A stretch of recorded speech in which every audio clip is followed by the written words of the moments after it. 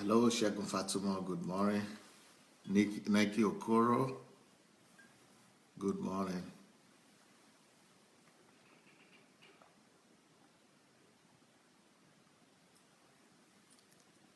Pearl David, Bobo. Wow, we are already we are less than 1 minute. It's already over 100 people. 10 seconds. In 10 seconds. Praise Kawanga, Kate Eguere, Vivian Taylor.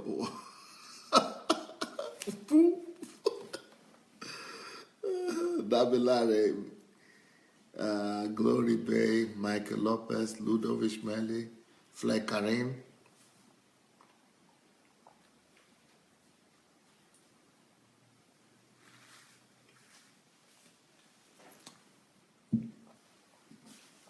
Olukayode Hekundayo, Peter Ayodele, Felix Efe, Ola Martin, Victoria Otawa, Adams, Jesus Love, Jesus Child Love, Paul David, Bola Luro. Welcome everyone. Joseph Oshagi, Lemmy Benga, Purity Life, Pastor Sufficient,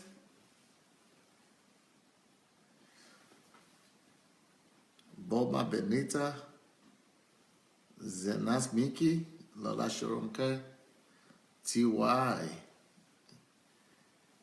Anu Ojo, William Shandaba, Oluwami Winner, Tina Ante,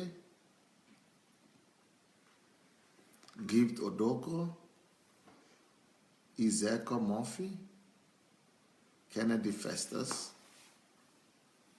Olayinka Abraham Olusheyi, Ugbegoro Sam, Adeola Diso, Paul Awodele, Paul Eric, Eyob Tekle, Sam Jr.,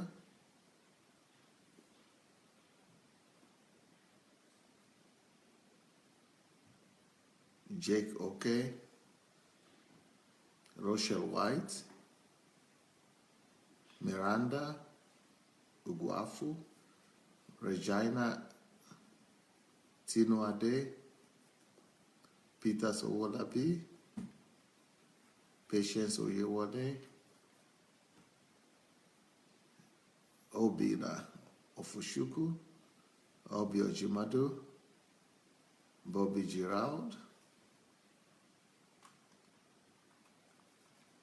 Princess Gildov, Olani Dada, Ayadebayo. Well, I've welcomed enough of you, and now let's start our program today.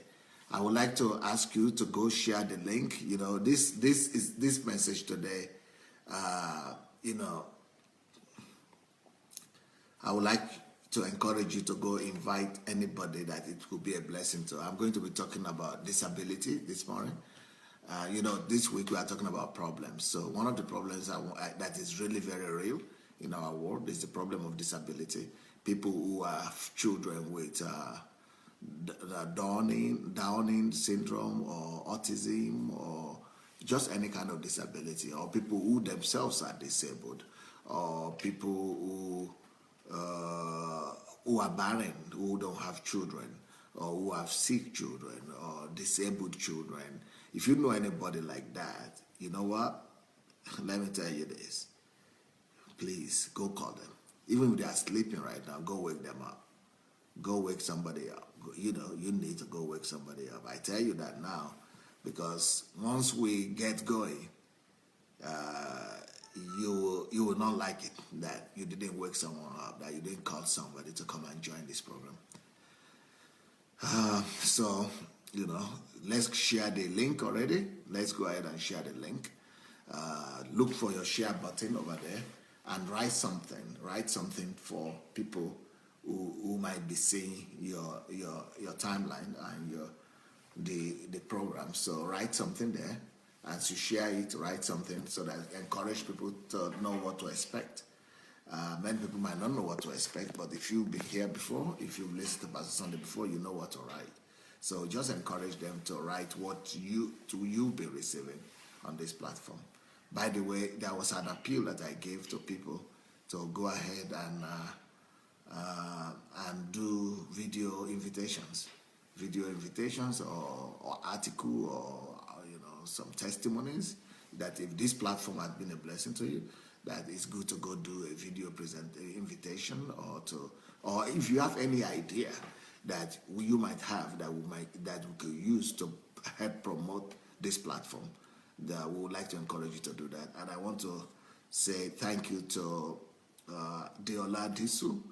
Adelaju, she went and did a banner, just a banner, or is it banner you call it? I think you call it a banner. She did a banner on her own. Just take it using the photograph of me. My photographs are all over the internet. So anyway, she took my photograph and did a very good presentation, inviting people for this program, for this morning. She put it on her timeline and sent it to us so we could repeat it and put it on our timeline as well. So if you have any idea of how you could help get people to come to this platform, if you have any idea, it doesn't matter what idea you have, I want to give you the go ahead. Please feel free to go and invite people and let people be blessed. And and if you have those ideas you could share with us, send them to us. We are going to use them. I also want to say one of the first people who did that was Yetunde Awolesi, and so she did a banner as well, and advertising it for people in the UK. So you might want to do the same thing wherever you are. But if anything you put out, advertising or talking about this platform, either it's video or an article, please don't forget to put the hashtag. Where is it? Did I get it wrong? Oh, sorry. Another 130. Pastor Sandey Adelaja. Hashtag Pastor Sandey Life. Hashtag Pastor Sandey Life. You need to put that anytime you put an article out or a testimony or a banner out. Whenever you are talking about this platform, or you are talking about this message, or you are inviting people here, or you are talking about your testimony, what you have received, please put out the hashtag Pastor Sandey Life. Then that way, everybody will be able to see all things that are printed under that banner. So here we go. Today's message is the blessings of disabilities and barrenness. The blessings of disabilities and barrenness.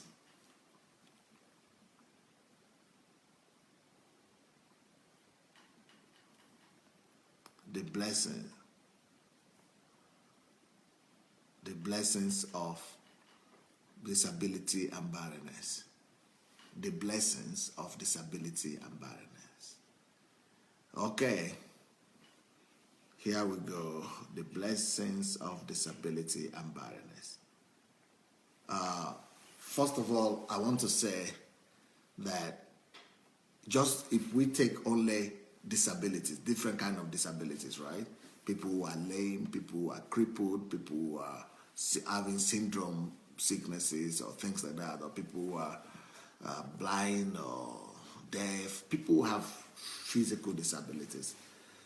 Sometimes we think that there are not so many in our society, and we think, they are marginal kind of people, that we think they are marginalized people, and people look down at them. They go through a lot of things, and we think it's a curse actually to be disabled, or to be crippled, or to suffer from one kind of defect or the other. And most people think it's a negative thing, and some people actually have gone to the place of thinking that is God punishing them, or it's God must have something against them, why God allowed that to happen. But if the worst case is some people don't even mind having their own disabilities, but some people are really concerned about, and what they never think they should have, or what they never would imagine themselves having, is that they don't even want to imagine themselves having a child. People don't want to give birth to a child with disabilities. So it's one thing for you yourself to be disabled, but to give birth to a child that has having disabilities, that's one thing people don't want. Everybody is dreaming of giving birth to healthy children. Everybody is dreaming of giving birth to, to wholesome children. And if they don't have an healthy child, they begin to pray, they do sacrifice, they give offering, they beg God, they go to men of God, they parade, men and women of God, miracle workers, prophets, to kind of change their destiny for them. But you'll be surprised that the disabled people are not as marginalized as you're thinking. We have disabled people all around us, and disabled people are everywhere. Let me tell you the statistics. The statistics says about 10% of people in our world today are disabled, or they have one type of disability or the other. So 10% of the whole population of the world is not small. Just to put it in perspective, we Christians, we who call ourselves Christian, Pentecostal Christians or charismatic Christians, Christians who speak in tongues, Christians who speak in tongues, we are about 700 million people in the world. That's like 10% of the world is born again, tongue-speaking Christians. 10% of the world. That same number, 700 million people, is how many disabled people we have. How many disabled people we have in this world. So at the end of the day, you will see that there are not so few. Can you imagine when we go to churches, we see all these. We go to churches, we see all these thousands of people, and we think we are so many. That is how disabled people also could be gathered, and they will be just as many. So can you imagine, like, you see the crusades of Benny Hinn or Reinhard Bonnke, and you see millions. That's just the way you could as well see disabled people also. So the same number of people, 700 million people who are disabled, or who are, the same number of people as Pentecostal tongue-speaking believers in the world. So they are not as few as we all want to think. But before I begin to talk about the blessings that people who are disabled have, I want to let you know that the stereotype about disability is terrible. And I would like to start with myself and make a confession that I'm not very proud of. And I think everybody might have had a thought like that one time or the other in their lives. And you ask yourself the same question, and you can challenge yourself, and you can answer this question for yourself. Have you ever, because I think this is just natural, that when you get married and you are about to begin to have children, there are two questions you want to ask yourself. Will it be possible for you to have children? Or will you have a challenge in having children? Because other people, there are people who have challenges in having children. Some people don't have the ability to give birth to children. I think it's natural for everybody to even have that thought. Maybe you don't accept the thought. Maybe you refuse the thought. But I think it's natural to consider it. Okay, what about if we don't have a child? What will happen if it doesn't work out? So that's one fear everybody had, and everybody could have. Maybe not everybody, but most people could have. But I thought about it. But in my own case, let me start with that one. Let me start with barrenness. The thought came to me as well.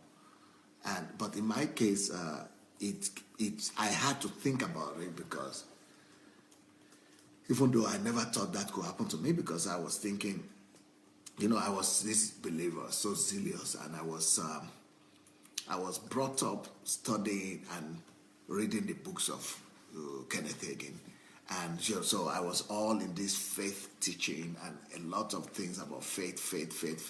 So I didn't even fear that. I knew that even if anything was going to come up, that I was going to surmount it, that I was going to overcome it, that I was never going to have any problem in that regard.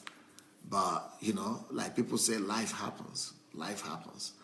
And as a result, because we never thought that we were going to have any challenge in that area, we were not planning to have a child for the first 3 years with my wife. So the first 3 years we were doing prevention, so we did not have any child. But the fourth year, when we wanted to check out before we begin to be pregnant, and that was when my wife went for a checkup. And when she went to the doctor for that checkup, the doctors came back and said that she had two major problems. I don't think I'll be going into the details of the diagnosis, but there were two major diagnoses that basically will render her, infertile. Or, these diagnoses, they are so bad that no doctor will guarantee that she will ever have a child. But in my case, I felt, even as a man, I felt discouraged a little bit, not so happy, but I was defiant. I was saying, I don't really care. But my own anger was not towards my wife or towards myself or towards anything. It was more towards Satan, towards the devil. So I told myself, I went to God and I did my solitude, 7 days of solitude with God. I resolved the problem with God. And I told God, and I told my wife as well, that I told Satan, that I told God that I don't care if I'm going to have a child or I'm not going to have a child, but I will let you know that even if I don't have a child, I will turn it to good and I will make sure that it becomes a blessing, because if I don't have a child, then I will, all the time that I would have spent on that child, I will spend it, and I will make sure that my wife also spends, that it will going to become double trouble for Satan. So, and I told Satan the same thing. Satan, if you are going to disturb us, you better let us have children now, because then you could have some, we have some distractions, from. But if we don't have children, that all that time that we are supposed to be spending on children or all that, or at home, it's not just going to be me who's going to double his effort. I'm going to be beating you hard from everywhere. But even my wife I'm going to train her. She's going to become a preacher. She was not planning to become a preacher later. We are going to be whipping you from every angle. Satan, you are going to regret it that we don't allow us to have children. We are going to whip you from every angle. We are going to whip you so bad that you are going to just say, okay, let them have children right now. Let them just have it so that we'll have less problem with them. And that was my own attitude. But when I saw the way my wife was so discouraged, with that diagnosis, and she was so discouraged, she was so broken. I mean, she had always been a happy lady, but here I would be coming from the office and come home in the evening, and I would see that my wife is not smiling, she's not happy, her thoughts are always gone, she's always into herself. I discovered that I have a bigger problem than not having children here. Because before I had a wife, I had a life. Now I don't have life anymore because of the attitude of my response of my wife. So I knew that, this problem of children, we have to resolve it. Otherwise, I will have a wife, but no life anymore. I used to have a married life, but now there will be no life. I mean, nobody to talk to because she was always moody. I couldn't see the smile of my wife anymore, and it's because of that smile that I married her in the first place. One of the reasons why I married her, and one of the little joys that we have in the family was not going to be there. No more smile, no more laughter, no more joke, no more just somebody who's very depressed in my own house. So when I saw that, and that kind of gave me an impression of what barren couple go through. And that's why I'm coming to you with this message from the side of understanding, not from the point of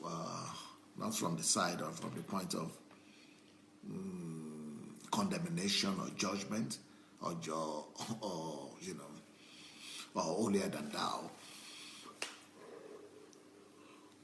but from the point of understanding, so that you know that we've been there. So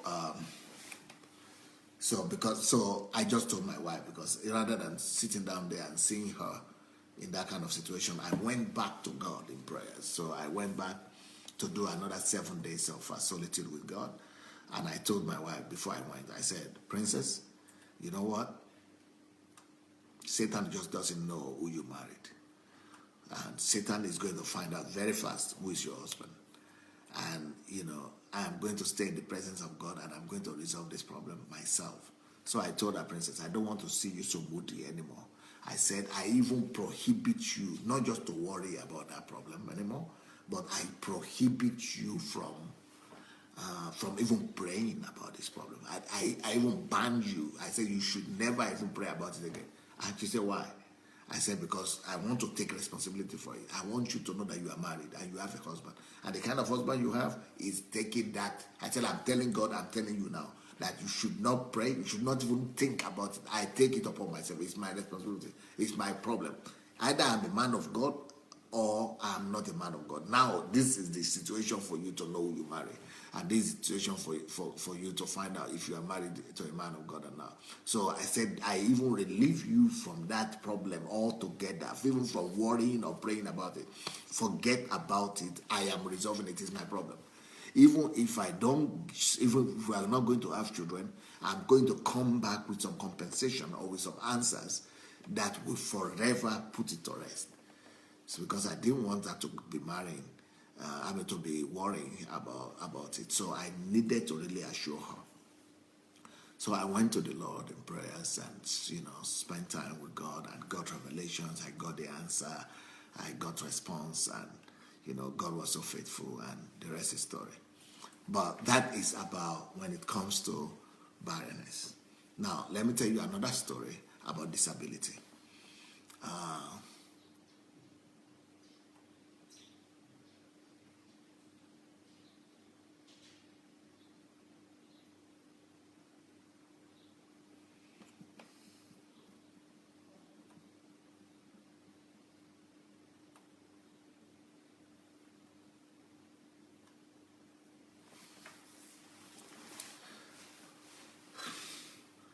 Another question that comes to people's mind when it comes to disability, when they are marrying and when they are about to give birth to children, is that, of course, some people never really think about it. I also never really thought about it seriously, because sometimes we Christians kind of think that we are immune from troubles, or we are immune from tragedies, or we are immune from catastrophes or from ill fortune incidents or unfortunate incidents.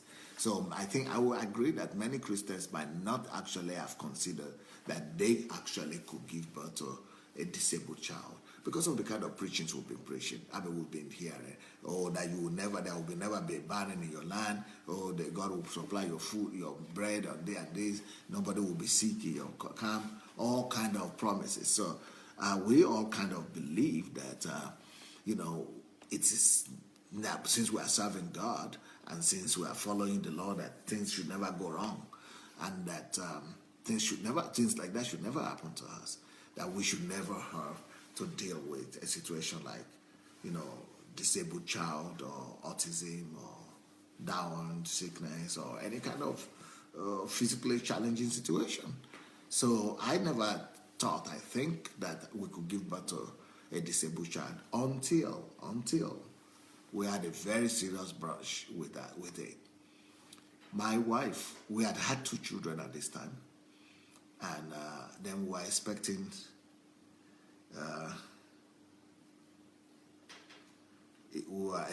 our third child.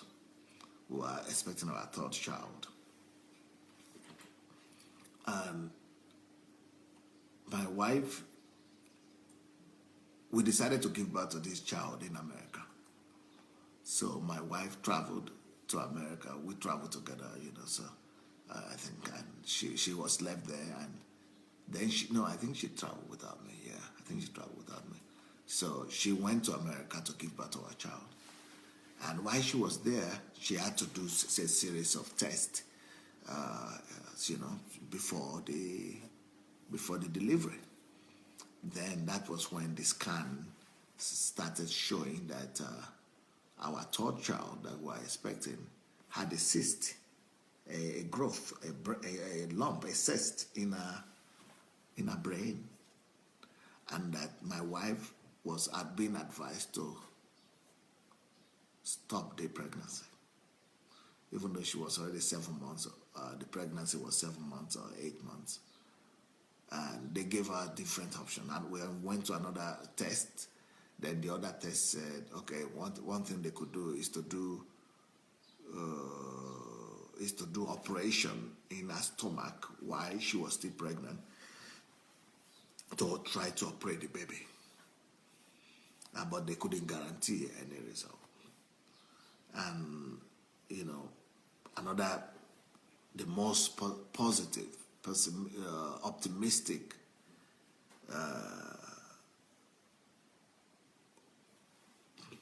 prognosis was that maybe she should give birth, but the very day or the next day after she's been delivered, the child has been delivered, that she had to be operated on.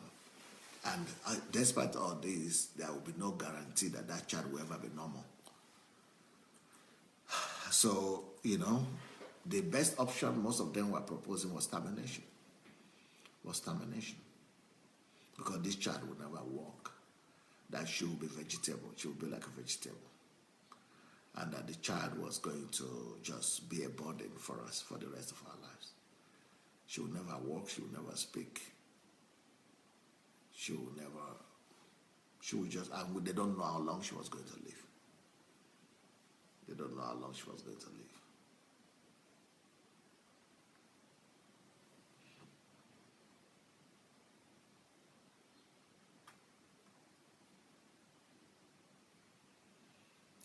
So I presume that a lot of people get this kind of report on a daily basis. If 10% of the world is having disabilities, one kind of disability or the other, and parents are giving birth to disabled children, it could only be expected that these kind of things are being reported on a daily basis somewhere in the world. And so that was when I had to really seriously think of what do I offer to do? What kind of thing do I think we could do? And again, I want to say that I'm not proud of this part of this story. I mentioned the fact that I was not proud of what I'm going to say, especially this part of this story. This was like 13 years ago, by the way. But what I'm not proud of is that I'm actually ashamed of right now. Because I didn't know what I know right now. And also because I was coming from a background of charismatic Christianity, faith, word of faith, believe God, faith, miracle, whereby my attitude was that of rejection of anything bad. Because the concept was like nothing bad could be coming from God. And that if it's bad, it's not God. And that I don't accept it. I refuse it. I don't accept it.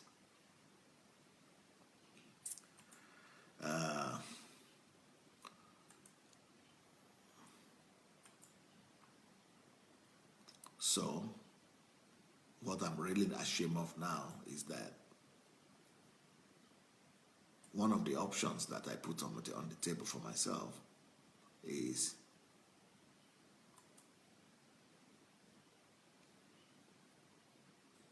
maybe just dropping the child.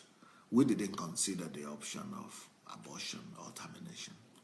We didn't because we were so strong in faith and we were pastors, and this was Pastor Sandei. I was already famous already in the world, and so this was Pastor Sandei, and so we're not going to do that. But we were thinking, what about if that child would be incapacitated to that level that I was, a kind of also selfishness, I think, and I would not understand it as wickedness that time, but now it's just a lack of understanding. But one of the options was we could leave the child in the hospital.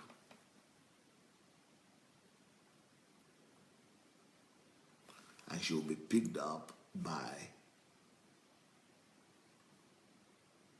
I didn't discuss this with my wife. That's what just things coming out in my mind. But we were given these options. So one of the options is that the child could be left in the hospital and, somebody will take care of it. Or she could be given to the orphanage, or there are some orphanages or homes, children homes for the handicapped children, for the disabled children. So the government will be taking care of them. And because we are thinking, and that's why I said this is so shameful what I'm about to say. And the fact is that we were thinking that since we were ministers, I was a pastor and she was a pastor, we were ministering to people, and that if we take on, growing such a child by ourselves, that it was going to distract us it was going to be a big distraction from ministry, from ministering to people, from helping people. So we are looking at it as a satanic plan to distract us from serving God. But it's a shame, really, to have thought like that. It's a shame. It's a shame. It's a shame. And I'm very sorry for that. I'm really very sorry. I repent and I apologize before God and before men. And very, very ashamed and but I only considered it, but I didn't accept it. I didn't even tell my wife about it because I didn't want to. I was this man, so I wanted to give her covering. I didn't even want her to consider that, even though I was rolling it in my head. And so I was being strong for her. And I was telling her, no, we are going to stand. This child is going to be normal. This child is going to be okay. So even when she was considering, should we do termination, or should we do this, or should we do that, I had to tell her that no, we are not going to do any of the things that the doctors is talking about. We are going to, give birth to this child, and I guarantee you that this child is going to be healthy. So again, I went to the Lord in prayers, and we had a session of prayer. Myself, my wife were agreeing, and I believe I settled it with God. So I flew out from here to meet her, and so I began to pray. I was there at the birth of the child, and prophesied and prayed and all that. Anyway, to cut a long story short, they saw a few hours before she was born, they still saw the cyst and the growth and the lump in the brain. But, God was so good that, a miracle happened, and that child is doing well right now. But what am I saying? So many thoughts could come to the mind of people who are having a challenge with disability of their loved ones, or their children, of their babies, and or even struggling with barrenness. So what I'm saying is that, a lot of things could be coming to the mind of people. And don't be in a hurry to judge people, unless, especially if you have not been to where they've been, if you've not been through what they've been through, if you have not been tested the way they've been tested. You don't know what could happen to you if you happen to go through that same situation. You don't know what could happen to you. You don't know what could happen to you. So, yeah. So I'm just trying to say that,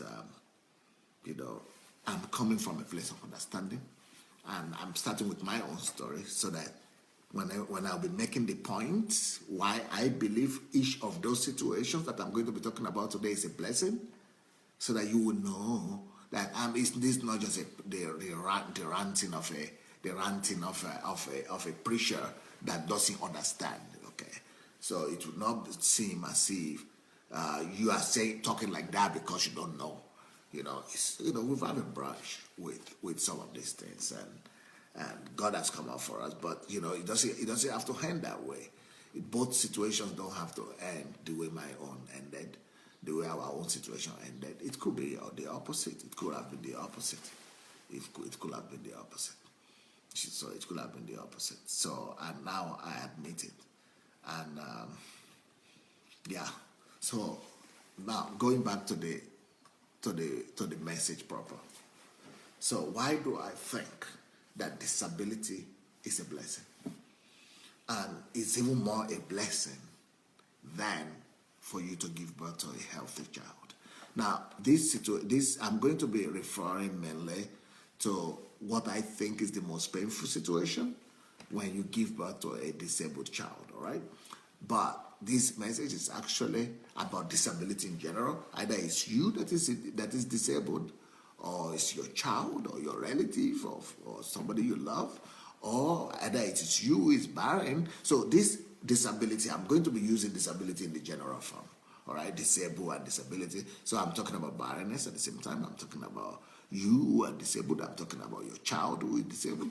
I'm just addressing the situation, even though I'm going to be using just the primary situation or example of a child that is born disabled. That's what I'm going to be laying emphasis on, but really it's referring, all these points will apply to all kinds of disability situation. So why do I think that to give birth to a disabled child is a blessing? And disability or barrenness is a blessing. Number one.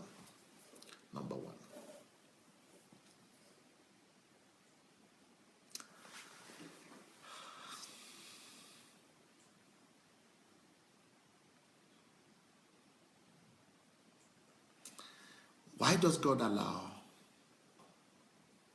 disabilities such that 10% of the whole world is now struggling with one form of disability or the other? Why?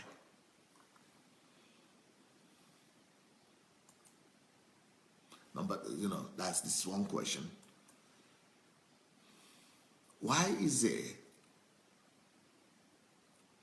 that God is so wicked in terms or in the words of some people, that God will even allow people to be disabled, or my child to be disabled? Or why is it that God will allow this to happen to me when it has not happened to other people? Why is it that other people can have children and I cannot have children? Why is it that other people can give birth and I cannot give birth? Why is it that other people can marry and I cannot marry? Why is it that other people have healthy, wholesome children and I can't? It's not fair. And that's the kind of struggles and tests that we all have to face. And we have to, face one of all this kind of situation. So number one reason why I think that really it's not as you are thinking. And what you think is a curse could actually be a blessing. And when I just don't think it could be a blessing, but it is really a blessing, and I want to prove that to you today, is that number one, through any form of disability that you have, either it's barrenness or disability, yours or your child's disability, God is trying to teach us, not just you, not just your family, us all together. God is trying to teach us the lesson of love. It's all about love. And even the fact that you have that disabled child, or you are in that state of disability, is also a manifestation and a demonstration of love to you. It is God's love that picked you out of the masses and picked you out of the bunch to see to it that it is you who has been trusted with that situation. It's also a matter of trust, my dear. God had decided to trust you with your disability. God had decided to trust you because He loves you so much. And also the reason why God has decided to trust you, to give you that disability or that situation. It's not just because He loves you and you want me to prove that to you, right? I know, I'm going to get there. But it is also because of love that you have got into that situation. And it is all about love. Because God loves you, because God trusts you, and because God has decided to take you through the school or through the class of love. God is taking you through the school of love. God is decided to train you in the hardcore school of practical love. And it is for love that you are struggling with, that thing you are struggling with. And that might have been the farthest thing from your heart, that everything, anything but not love. You might have been thinking, okay, now, God doesn't love me. Believe me, it's about love. Do you want me to tell you something? Let me tell you something about love.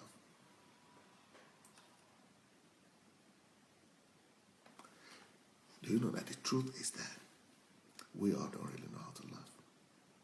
We don't know love. We don't really know what love means, really, at the end of the day. We all really do not understand love. We are so strange to love. We are so far from love. And when God decides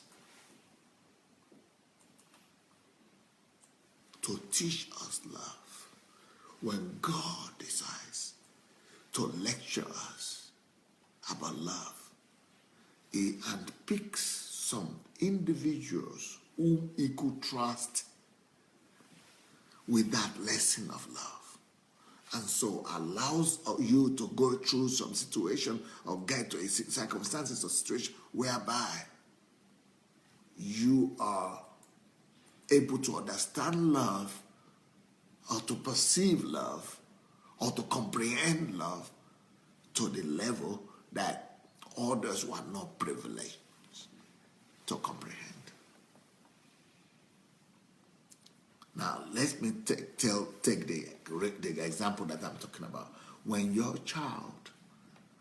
give birth to a child that is disabled. Now, I'm talking in the case you accept that child. Because some people, they don't recognize the love of God. Because we think that love has to come under our own terms. That if it is love, it has to come the way I want it. If it is love, it has to come in a way that is pleasurable to me. But God could decide to love you and demonstrate love to you, not in a way that will be pleasurable as you are taught, but maybe the opposite, in a way that will be rather painful to you, to your flesh, but that is still love. So love is not always pleasure. Love could be represented in pain as well, but that doesn't change the fact that it is still love. And one of the ways that love is demonstrated in this sense of pain is when you give birth to a child that is disabled. And you accept that child, it will dawn on you one day that this is your child. That if you are not the father that runs away or a woman that gives away the child, but I'm saying when you have accepted the child, you will get to a place whereby you have no option but to love that disabled child. Normally, if you had not had that child, you would not have understood what it means to love disabled people outside. But because you are having to encounter that reality, and to also know that it is your blood and your gene and your womb and your sperm and your body, your system that gave birth to that disabled child, gradually you begin to comprehend love on another new level. It is one thing to love your child when it's brilliant, when it's whole, when it's healthy, when it's whole, when it's healthy, when it's okay. But when you begin to get to the level of love that now loves not just the healthy child, but that now loves the sick child, the disabled child. Now you are talking about another level of love. And at that point, when you are able to love that child so deeply like that, your love transcends the superficial love. And you now begin to love other people. That goes in extension to other children, to other, some people, you might have the child, but you might not have accepted. But when you have accepted in love, when you have understood love, the concept of love, the depth of love, it goes beyond you and your family. You now are superior, much more superior to people like us, who had never had to experience that kind of love. So it's love towards you in that sense, because God has given you an avenue, a situation, a circumstance that is now forcing you, or that is now compelling you to understand love even without you asking for it. But once you understood it, once you now know love to that level, you come higher than other men that don't understand that level of love. Same thing with a barren person. Same thing with a barren person. When you don't have a child and you accept it, if you don't accept it, then you are not accepting the lesson, and you are only killing yourself and making things hard for yourself. But when you accept it as a blessing in disguise, if you are able to accept it that you are still blessed and that is a form of love for you, you will be able to walk in such a level of love to other people that you will not know what envy means or jealousy means. You will so much be in love. You will so much walk superior to other human beings that it will be mind-blowing. That is, if you accept that state of barrenness as a blessing, it's all because of love. That's number one. Number two reason why disability or barrenness is a blessing. Number two,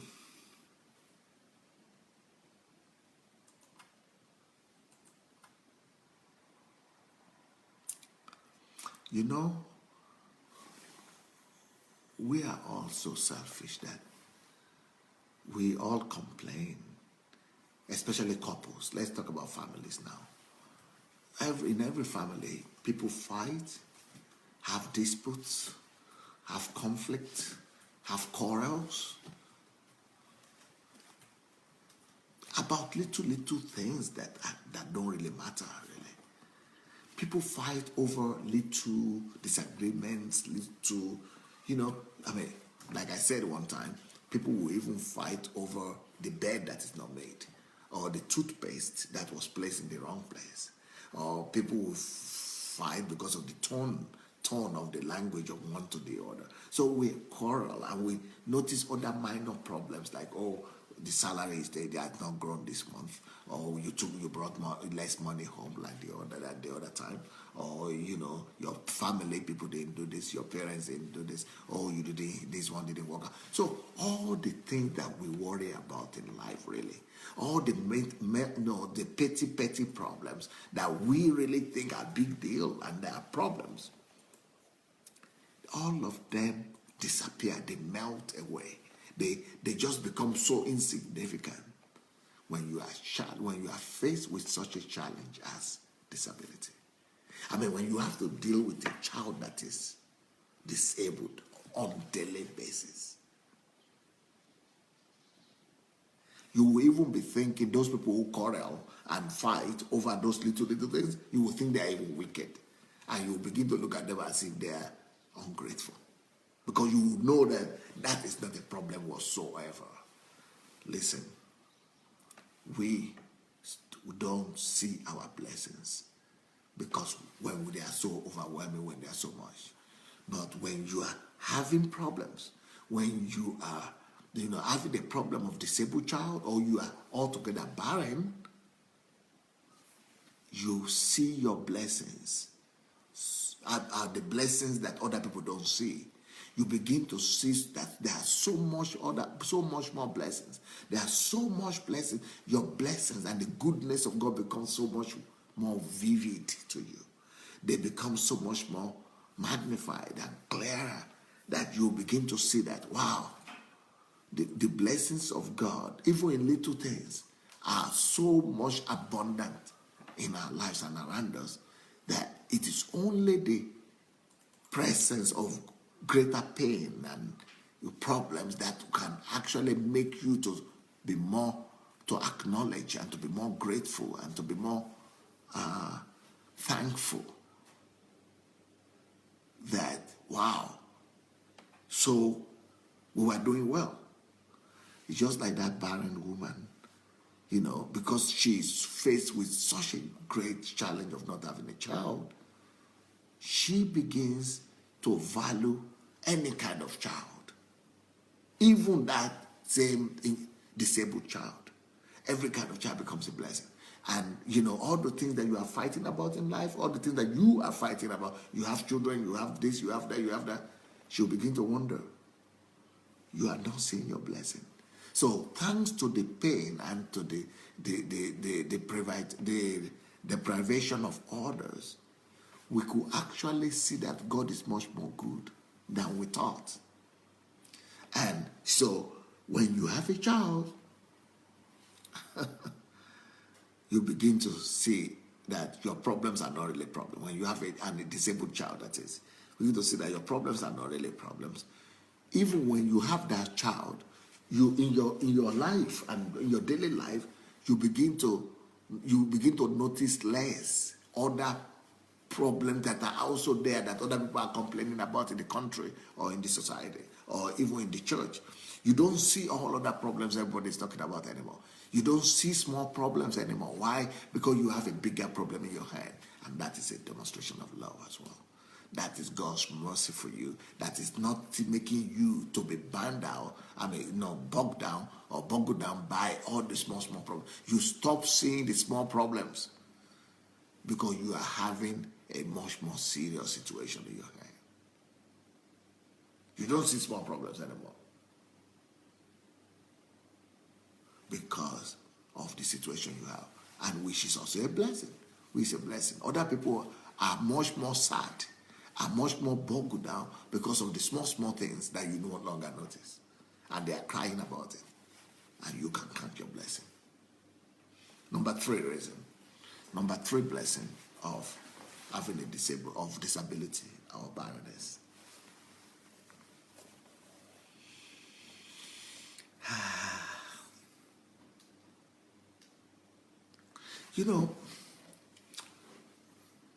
So many people, even those who are barren and those who have disabled children, do you know that so many people, including adults and family people, we look down on orphans. We look down on children, homeless children. We look down on children that are being given out for adoption. We look down on these children that are given birth by prostitutes, or that were rejected, or that are in children homes, or that are in orphanages, or that are being given out. Not so many people, even Christians, are ready to adopt a child. We look at those children and say, I don't know the blood or the gene of the father, I don't know the gene, or who knows the gene or the blood of the mother, or who knows what problem they had, who knows what generational curses they have. They have too many problems. I even know people who themselves are barren, who themselves don't have children, but they will still refuse to see the glory and the blessing of God in any child. So, when God really loves you and wants to give you a new level of deliverance, when God really loves you and He wants to demonstrate that love to you, He allows you to go through a situation of barrenness or disability, So that unlike others, you will come to a place whereby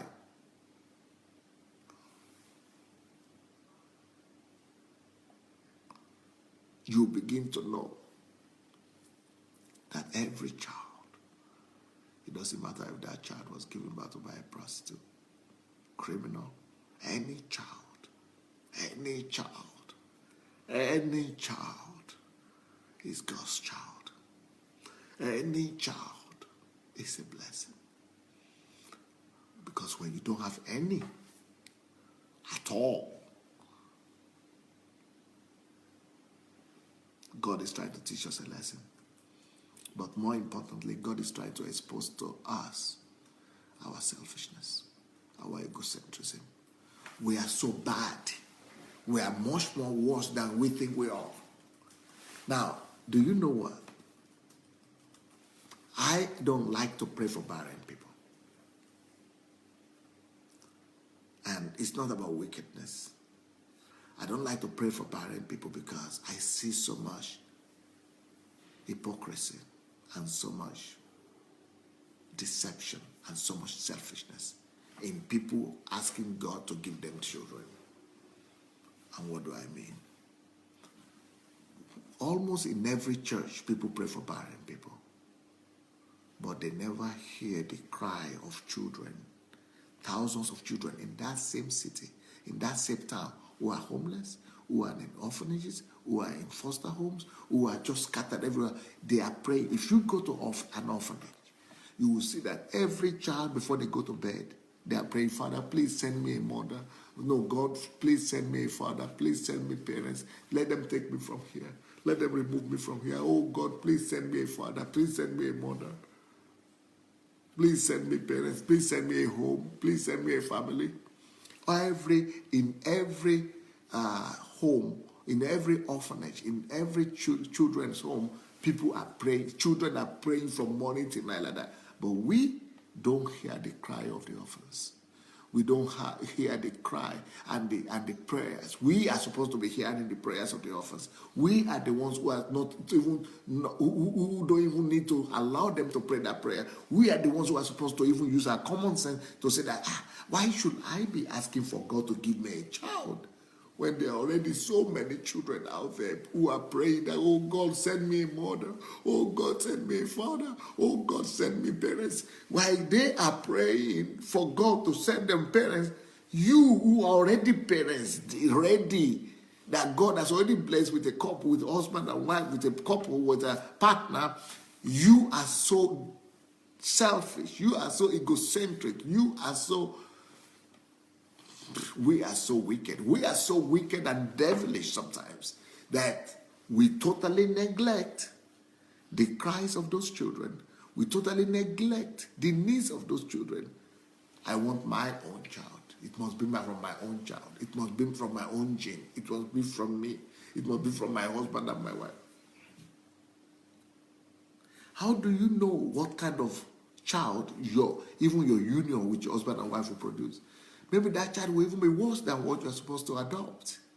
But we don't want to adopt because we are so wicked. You see, so disability and barrenness, they sometimes open our eyes to see that no strange children, no unblessed child, no unblessed children, no children that are not good, no bad children. All children are good because they are God's creation. And when you see your own child that is disabled, you begin to value every child out there in those homes, in those children's homes, in those orphanages who are healthy, who are whole. You begin to see them as treasure. And when you cannot have a child, you begin to dream even to having a child like that. But egocentrism is so strong in us sometimes that we only want to have our own. We are so wicked. But all those ones also, they are God's children. You know, it's God who created every child. If God does not allow any child to leave heaven to come to this earth, that's why you are barren. Because God does not allow it. If God has not given you a child, if God has given those child life, It means they are God's children. God sent them here. God said they are God's children. And you are now looking down at God's children. You are now looking down at God's creation. You are now thinking that God's creation and God's children are not deserving to you. They don't deserve to be owned by you, to be adopted by you. It's all wickedness. And sometimes God will allow this to happen for us to see our own hearts, our own heart of wickedness, our own heart of stone, our own lack of love, our own selfishness and egocentrism. And that's a blessing. In that case, when God favors you and gives you the grace to be in the place of a parent with disabled child or with barrenness. Next point.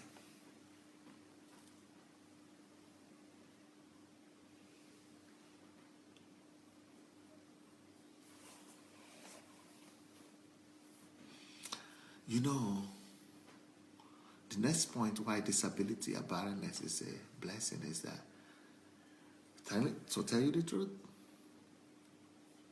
for most people, giving birth to a child is like just another excitement, another delight, pleasure. It's just to add to your joy. It's just to add to your happiness. Just another possession, another blessing, and just adding to making you feel good. It's just like you get a car that makes you feel good. You get a home that makes you feel good. So the child is like the highest of that rating. I mean, everybody's having a child. I must have a child. So it's just about you at the end of the day. Most of the time, everybody that is trying to have a child is to increase your bragging rights. It's about your bragging rights. It's about your pride. It's about your ego. It's about your own goodness.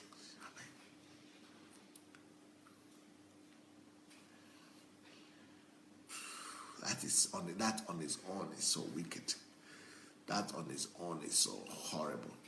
And that's why some of those children will grow up and say, why did you even give birth to me in the first place? No child will like that his parents or our parents gave birth to her just to have a bragging right. No child will be happy to hear that.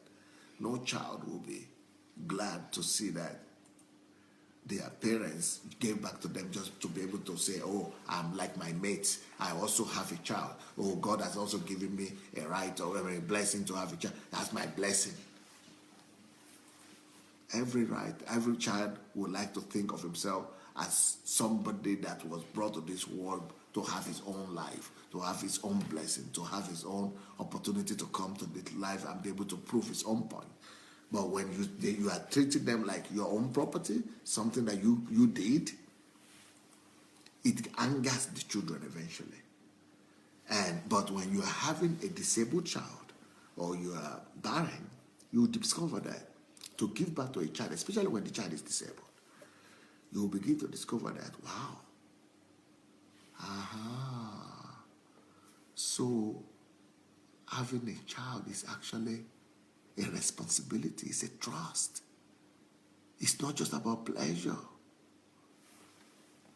It's a hard work. Most people don't realize that to have a child is a hard work. To have a child is a responsibility.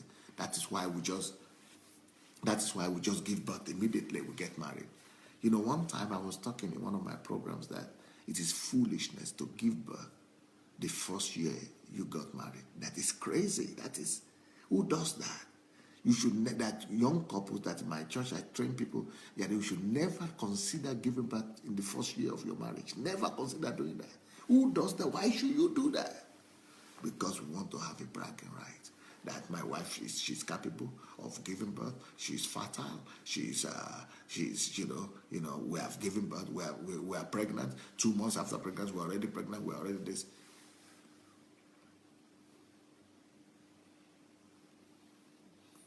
So it's not really about our child. It's not really about our child. It's not really about getting ready first. It's not really about getting to know each other first. So it's not really about getting preparations and everything said, to be able to give the best to that child. It's not about that. So it's all about egocentrism, all about selfishness, all about ego. That's why we want to give birth immediately. We get pregnant, we get married, and it's all about us. We are so wicked, you can't believe it. We are all so bad, much more than we could imagine. And that's why God sometimes will like to slow us down, because stop.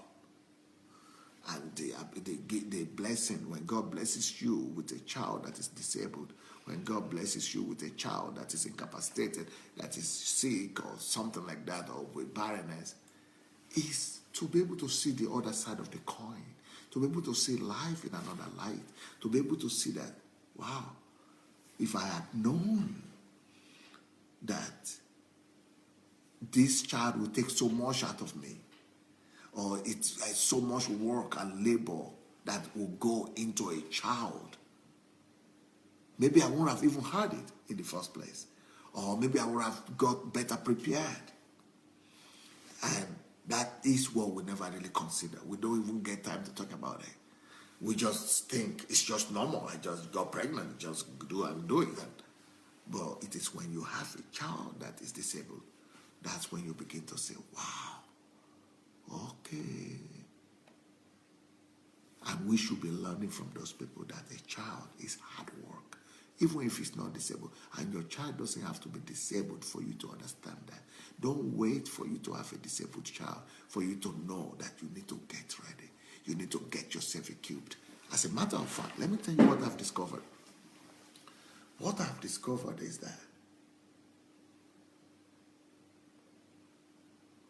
50% of people in the world who are in marriages, who get married, that they are never supposed to marry. 50% of men are never supposed to go into the area of marriage forever. And 50% of women are never supposed even to consider marriage at all. But we are all doing it because of the pressure from the society. We are all doing it because of our own egocentrism, because we want to have sex with somebody, we want to sleep. But the consequence and the life of sometimes those are the last things we ever think about.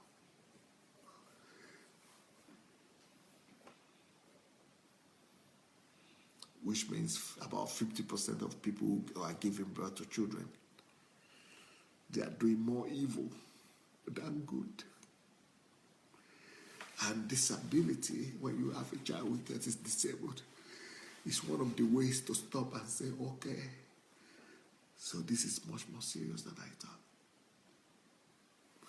Having children is not just fun. Having children is not just about pleasure. Having children is not just about you. It's about taking responsibility.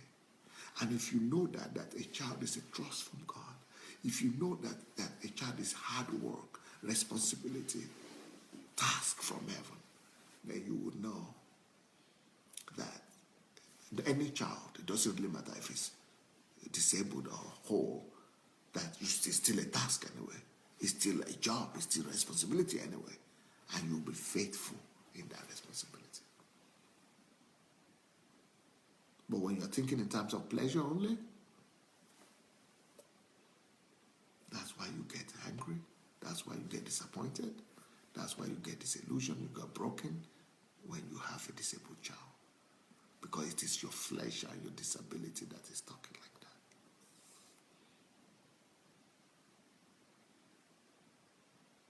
It's about you, really. It's not about the child. And it's not even about God and His calling and His purpose and His trust. Unfortunately, I'm not seeing your notes. I'm not seeing your notes.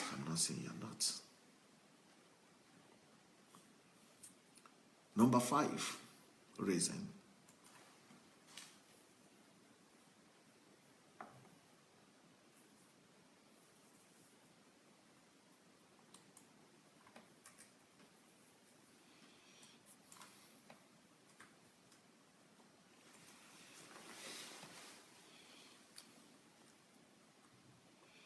How do I say this? You know,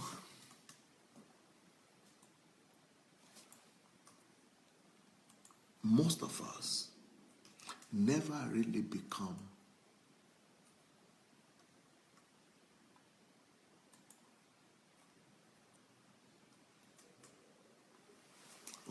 what do you call this word? Most of us never really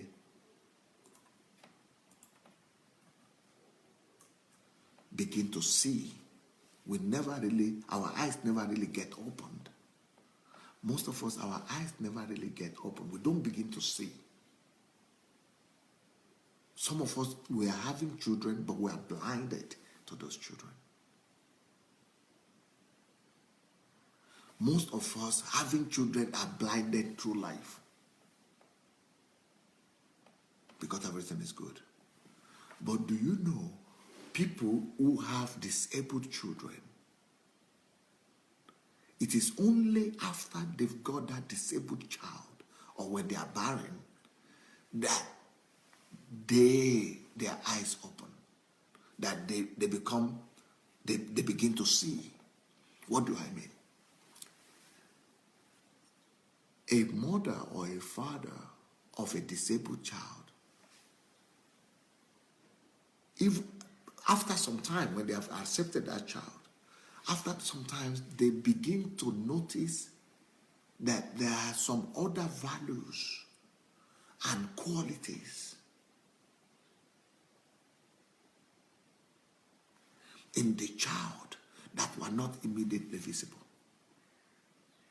You know, when you are having a child that cannot talk or cannot hear or cannot speak, or is having Down syndrome, or is having, some defect or the other, at first you only begin to see the negative things and the disability and the pain.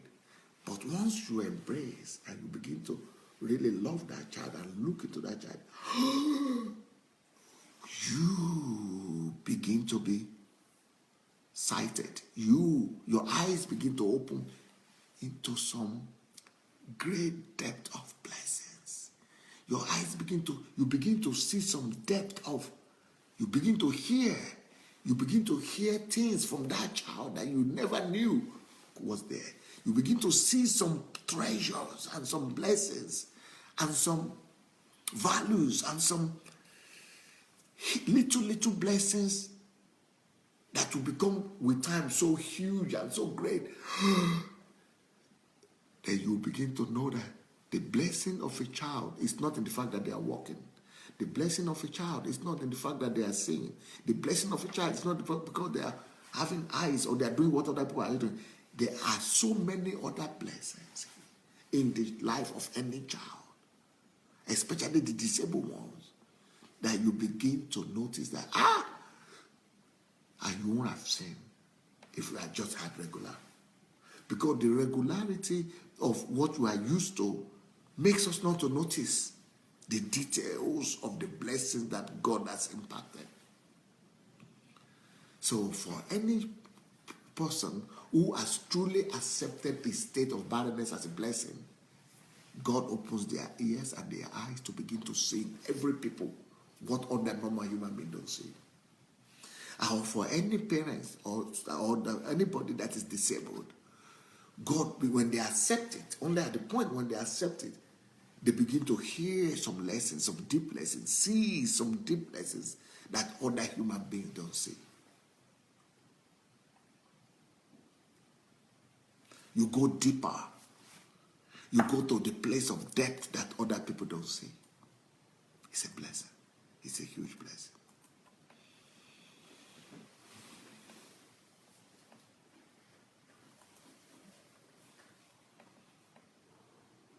What time is it, by the way? I wanted to give you 12 points. I'm not even saying I've only given you 5 out of 12. Let me give you one more, I think. I don't know how many more I could still give before you go.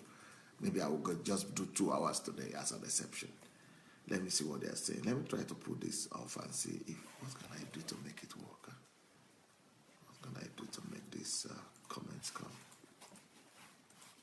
I want to see what they are writing. Let me try to put it off and see if that will work. It's not working, man.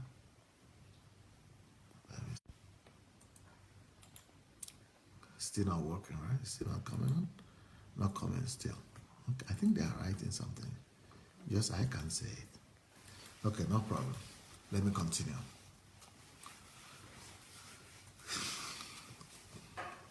Number six point.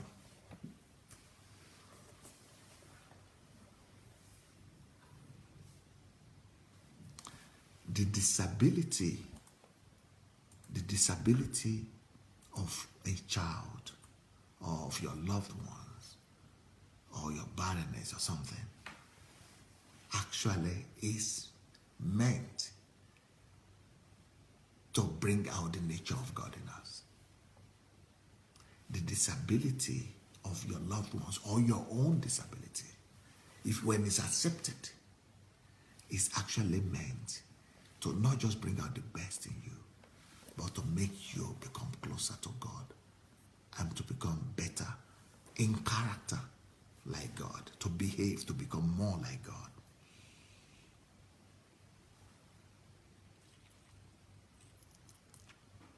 Do you know why? Because the Bible says, even Jesus himself said that there is no better love than when a man gives his life for another. And when you are having a disabled child, that's the only thing you do, especially when you are the mother. When you are having a disabled child, I mean, you have to give yourself to that child from morning to night and almost all your life. There is no greater love. You begin to know love thanks to disability. You begin to understand love, the heart of the Father. You begin to know God's heart. You begin to be more like God. You deny yourself more. You reduce your egocentrism more. Your selfishness reduces.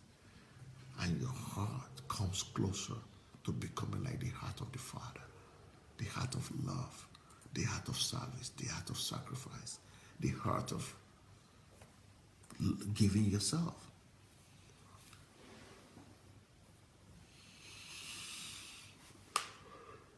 And that kind of opens your heart and your eyes to what Jesus really did for us. Because we, each one of us, we are that disabled child. We are that disabled child. We are all with our own disabilities. All of us are disabled, at least in the eyes of God. And we saw how God, who is whole, who is perfect, who is without any defect, gave his life and himself totally to us, the disabled, morally disabled, spiritually disabled. We are all disabled. And he gave his life to us. He served us and he died for us. Actually, you don't really begin to know what is love until you have to live for another person. When you have to live for a disabled person that cannot help himself, that cannot go to the toilet, that cannot go to the restroom, and you have to just do this and wash after them and look after them and serve them. That is when the nature of God begins to come up in you. And that's when you really grow up. That's how maturity comes. And that's how you ascend from the level of the earth, of the mundane things of the earth, to the level of celestial level, to the level of heavenly blessing. It's another level of blessing, another level of grace begin to be released upon you as a result. There's nothing like it. So that's another blessing of disability. Either yours personally, or barrenness, or your family. It's a blessing. God in his wisdom knows how to release us to a new place of growth, of blessing, and of maturity. So what do they say? Do they want me to continue, or do they want me to stop? There are some problems with the video.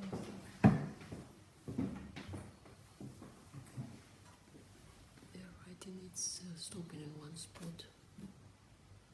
Maybe this is the reason. Well, what do you people think? Are you people seeing the video now? Should I continue? What is your answer? I need to hear your answer. Это ниже, да? Самый последний сюда идет. Better go with this. Мне нужно посмотреть последний. Последний. Это сверху? Да, Последний. Последний.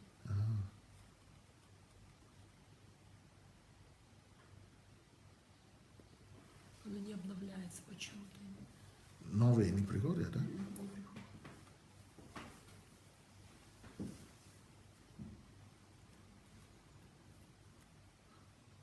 А как мне видеть новые комментарии? Are you all seeing me? Can you hear me? Let me try to update. Anyway, should I continue? I hope. Maybe I should continue. Maybe you should put some likes or something, since I cannot see you and I cannot hear you. So if you will press some things, yeah, I'm seeing some heart and love and like. Maybe that is telling me that I should continue, right? Is that what you're trying to say? Should I continue? If that's what you're trying to say, let everybody press whatever something so that you just know. As long as you want me to continue, keep on pressing those things, then I will continue. But if I don't see them anymore, it means you don't want me to continue anymore.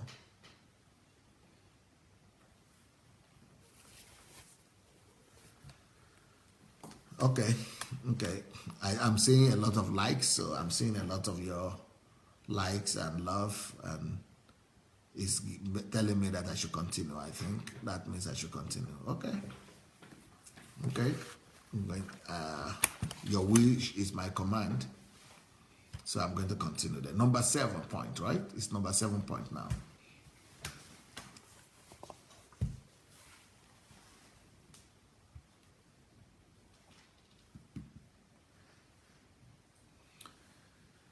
You know, the next point I want to make is that when you are, having to deal with a disabled child or barrenness or some kind of problems or challenges like that, especially with a disabled child, we know the concept of circumcision in the Old Testament. The concept of circumcision, and we in the New Testament, we also refer to that circumcision, that God will circumcise our hearts. And when God talks about circumcision like that, it's talking about purifying us,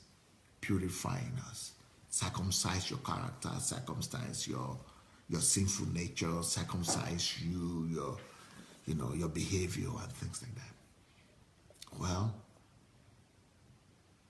one of the greatest ways and one of the fastest and most effective ways for you to truly change to God's image, to gain what we call the fruits of the Spirit, and to be truly circumcised, is when you have to deal with a child that is disabled, or when you have to deal with a situation of barrenness or things like that. It changes you like no other thing, because you are going through it every day. You are living in it every day. And if you accept it, then it's easier for you to overcome sin. It's easier for you to purify yourself, because you are making yourself to love, you are making yourself to serve, you are making yourself to give. But if you are doing it out of grumbleness and out of anger and out of it will only make you worse. But when you accept what God has given you, when you are not refusing it, your character and your nature begins to change so much that the nature of God becomes your nature. Because the Bible says that anybody that is suffering in the flesh stops to sin. So your taste for sin will be reduced. Your appetite for wrongful things and for sinful things will go down. And you will be having the nature of God more and more, like you never imagined before. So it's one of the greatest things that could happen to you, because it's one of the fastest things that could bring you closer to God than any other thing. Okay, next point, number 8.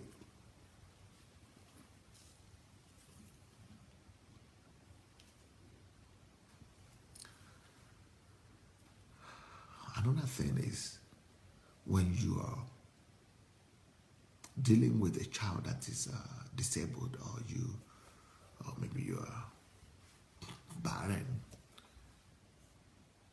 you like it or not, you learn to walk by faith. Because there will be so many times when you don't feel like waking up in the morning.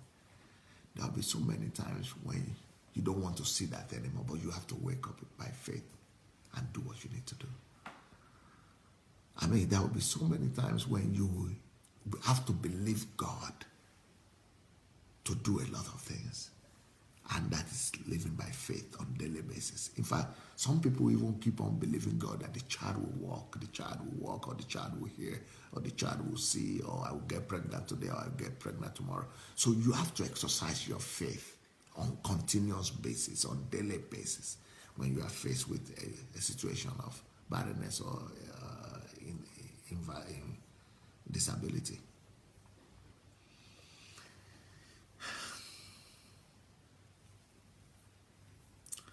Because faith is the ability to see the invisible.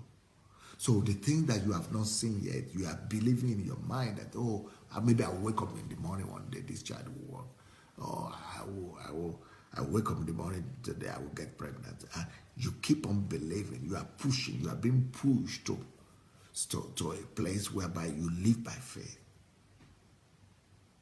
When you don't feel like, you do a lot of things that you don't feel like doing. But you still do it anyway because of faith. So you begin to walk and trust God by faith to do a lot of the things that you wouldn't have done normally, or that people would have done. You even survive by faith and live by faith. And you should not trivialize that faith. You should now use that faith, turn it around, and don't just keep it in your own family. Don't just keep it for your own child. Turn around and use that faith to be a blessing to the rest of the world. Just like TY is doing with her video, and by the way, Elizabeth Ali also is doing something similar. Elizabeth Ali is doing a video. Turn every one of your pain to your treasure. Turn every one of your pain to your blessing. Elizabeth Ali, she's just brilliant. I mean, I'm so happy with what is happening right now on our platform. Before, you people were only listening to the testimonies from Ukraine and the stories from here. And I'm sure at first you are thinking, where are these people coming from? Are they coming from another world? Or that, will you ever get there? You see, 6 months. You're just listening to Pastor Sandei for 6 months. And you're already seeing so much results. I also want to thank my friend, Shinwe. I saw a video last night. And she has also done a video inviting people to this platform. I've not seen all the videos, but I've seen for Shinwe. And brilliant, like I told her, your beautiful self. She's always having what somebody calls, is it swagger?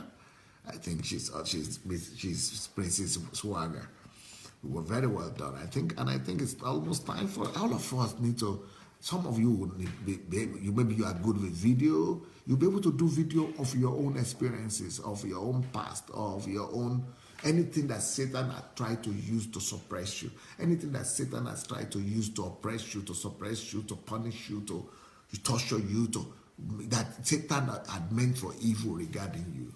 It's about time to begin to turn them for good.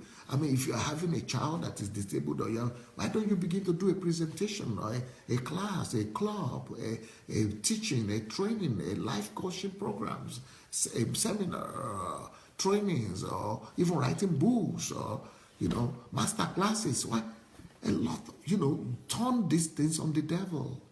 Turn these things on the devil. And begin to use all the lessons that God is teaching you. Begin to use it to bless your world. You must begin to, see all these things as blessings. And don't just keep them to yourself. Don't just keep, every one of your experiences, they are a blessing. Don't keep them to yourself. Begin to share them with the world.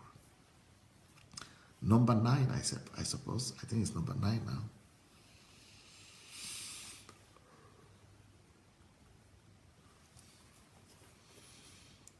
One of the greatest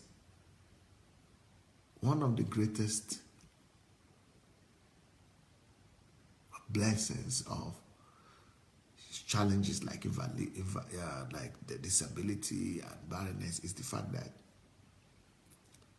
When you are struggling with barrenness, I mean with disability of a child or a family member, you are made and you are forced to work more than you would normally work. Because you have to do everything for the other person. You have to do everything for the child.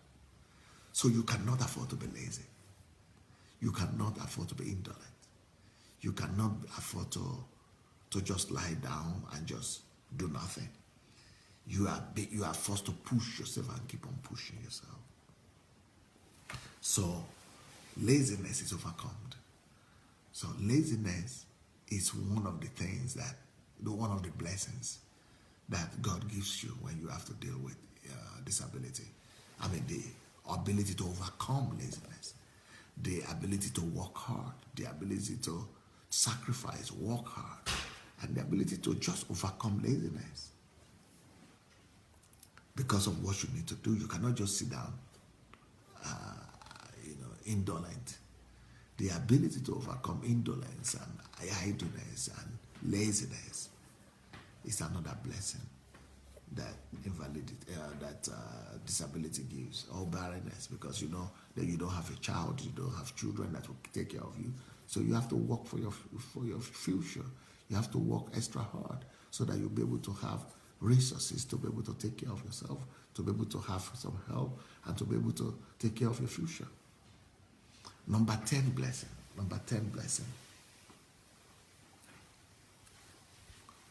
is when you are having to deal with the situation of disability.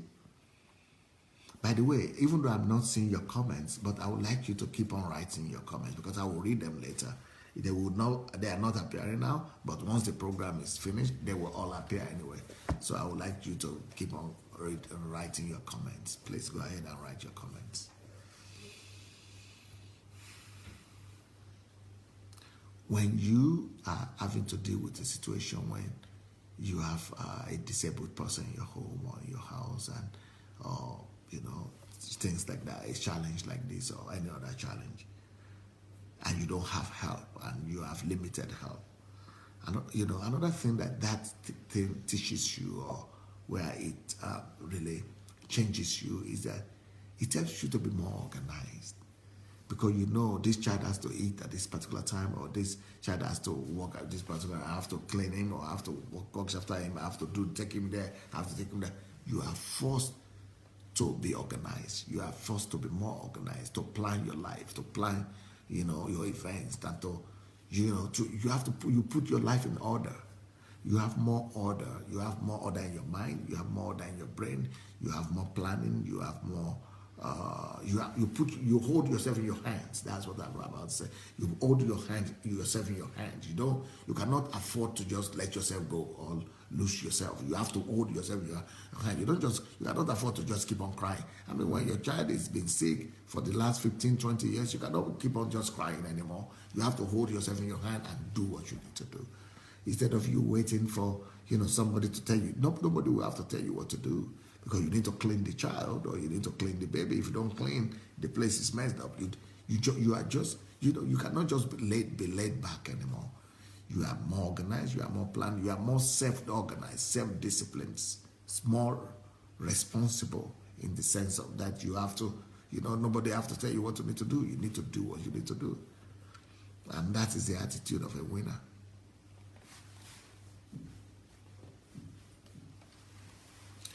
And that leads me to the next point that I'm about to make, point number 11.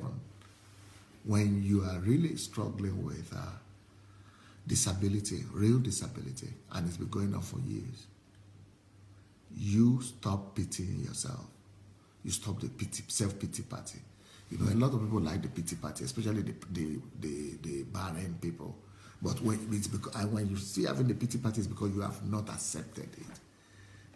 Some things we don't want to accept as God's blessing. But when you accept this as God's blessing, the pity party will stop. And you will rather become a blessing to other people. If I were the one in the place of a barren woman, or if my wife had been barren or something, I would tell them to start a video. Immediately, start a video. If you cannot have a child, or you are barren or something, Start producing a video or articles or trainings. Start a class, because there are not too many classes that are teaching other barren women how to cope with it, how to cope with the financial pressure, how to cope with psychological pressure, how to cope with emotional pressure, how to cope with societal pressure, how to cope, all kind of things that you have gone through, all kind of things that you have encountered. These are the kind of things that will help you to be able to address other people. It will become a platform, and it will just go a while, like TY's testimonies are going, or Elizabeth Ali's testimonies are going. That's what will happen to you if you begin to, because so many people are not hearing these things, and the only thing that they tell barren people is that you shall not be barren. It is a curse, or God will pray. I mean, a prophet will pray for you, a man of God will pray for you, somebody will pray for you, the barrenness will go, this will happen. Let's approach it differently. Let's begin to help them now. Even if God is going to answer their prayers later on, or they are going to be having children later on. Before that happens, they've got to survive now. And I've not seen too many people addressing it this way and really mentoring them and really taking them on and really helping people through on a daily basis like this. And there is a need for it. And that could become your money. Like I said, wherever there is problem, there is money. And it's not for money's sake, but at least to be able to minister to people and to be able to, help somebody and give life to someone. And the next point, which is my last point for today, is point number 12. When you are barren, or when you are a parent of a disabled child, there are so much other blessings there that I could mention, but I'll just mention this last one. Really, that disability or that barrenness could be the greatest blessing that has happened to you. You know how? Because God might be protecting that child from wrong influences. That if not for that disability, he might end up getting the wrong hands, or getting on in the wrong clubs, or in the wrong society, because bad companies will corrupt good manners sooner or later. Or even if you are barren, that might have been the greatest thing that has happened to you, because maybe if you had given to that child, it would have done so much evil that, there are some children that end up killing their parents, not physically but emotionally.